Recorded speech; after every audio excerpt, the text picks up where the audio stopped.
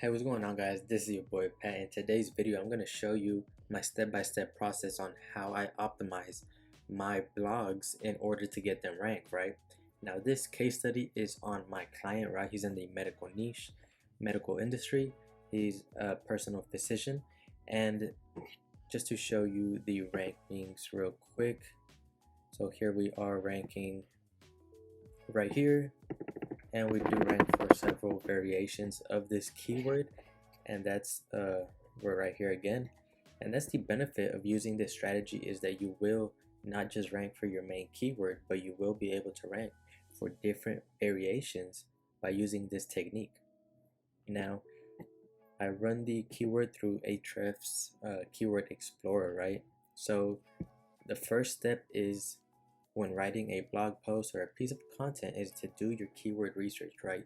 You don't want to pick a keyword that is very high in its difficulty, and Ahrefs gives us the number of keyword difficulty, and basically it's just a scale from 0 to 100 on how hard this keyword would be to rank for.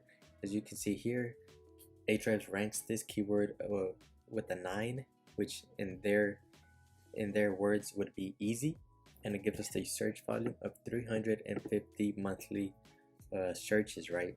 So not a bad number. So to be able to rank for this keyword, obviously you want to be around the same domain authority as the keyword. So if this keyword has a KD of 9, your domain authority should be anywhere from 1 to 15. As long as your DA is around 5 under or 5 above, you should be good to go when trying to rank for this keyword, unless that particular SERP is very competitive in terms of the authority of the websites that are ranking. So I would definitely recommend for you to go ahead and do a search for whoever's ranking on here. Just go to your Moz bar if you have it. If not, get this Chrome plugin. It's free, and you can use this plugin in order to determine the domain authority of all the websites that are ranking, right? Now, in some cases, if you do optimize your blog as good as possible, you will be able to sneak in sometimes, such as we did, right? We have a DA of 11, and these other guys, DA 67, DA 28, DA 53. So we are competitive. We are competing in a highly competitive SERP, but because of the optimizations that we've done, we've actually been able to rank pretty highly for different variations of our key term, right? So enough talking. I wrote down each step that you need to do in order to be able to rank on the first page. So here we go. So step number 1, like I said earlier, is a keyword, which depends on your DA, and that just means your domain authority. And this is pretty much a metric that you get from any third-party software such as Ahrefs, SEMrush. They all have their own domain score, and that's pretty much just comes from the number of backlinks and how strong they are. Like I said, for an example, if your DA is 10, then you want to target keywords anywhere from 1 to 15. So as long as you go around 5 above, you should be fine when targeting a keyword. And for this example, our keyword is bioidentical hormone replacement therapy cost. Now this is the actual blog right here, and I'm about to dissect exactly what we did in order to allow it to rank on the first page for many variations of this keyword. And to show y'all that we are ranking for some variations, let's go over to Ahrefs. So I put our URL here, and we're only targeting this exact URL, right? So it's going to give us the keywords that this post ranks for. As you can see here, we're ranking for a bunch of different variations of this keyword because we were able to target these easier to target keywords along with our main keyword. So that's what you really want to do. You want to look for related keywords that you can also rank for, include them in your post so you can also rank for those keywords, which is going to give you that boost in order to rank for your main targeted keyword, right? As long as it's in your range of KD, right? Now, let's go back. So step 1 is your keywords. Step 2 would be to look for related questions. And if you have Ahrefs, you can go over here into the Keyword Explorer, and you can go to the questions tab. I also like to look for the also rank for tab, or you can just go ahead and go into the having same terms and look for possible keywords that you would think people would be asking if they were searching for this keyword. Now, one thing is optimizing for the search engine, and the other thing is optimizing for a human. So whenever you're writing a blog or a piece of content, you want to make sure you answer as many questions as that person would have for whatever search term you're trying to target, right? So for this example, right, we answered questions such as, is the cost of this hormone replacement therapy worth it, right? That's something that a consumer would be asking themselves, or a physician if they were looking into it. And then someone that has no idea what this therapy is, they're going to be wondering what exactly is it. And that's what we answered in our H2. And then of course, after describing what it is, we describe how can it help you, right? How can bioidentical hormones help me? And then after that, once you've talked about what it is, how it can help you, then you want to answer how much does it cost, right? And this is our main keyword that we're trying to target, and we answered it pretty nicely right here.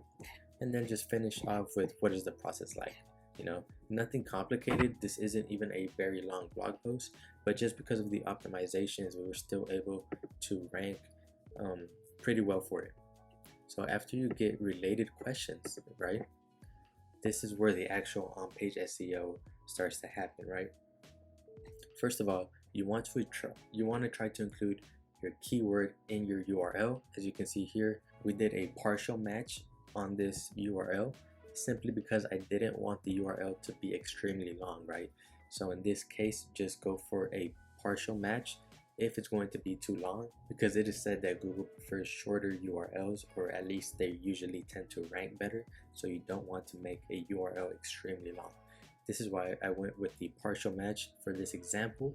But if your keyword is shorter, just go ahead and go for the exact match in your URL. And then the next step would be obviously your header tags.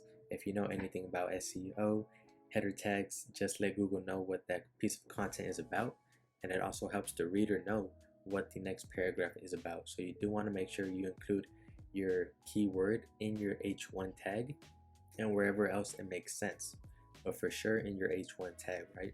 And then the way that you change your H1, H2, and H3 tags if you are using WordPress, right?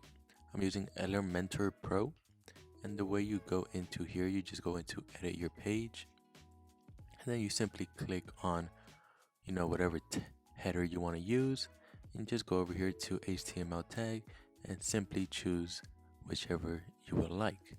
You can see our H1 has one of our main keywords in it. And then as you scroll down, you want to make sure you have a header 2, header 3, header 4, and so forth, right? Very simple and very easy to do. That's how you add a header to your blog pages.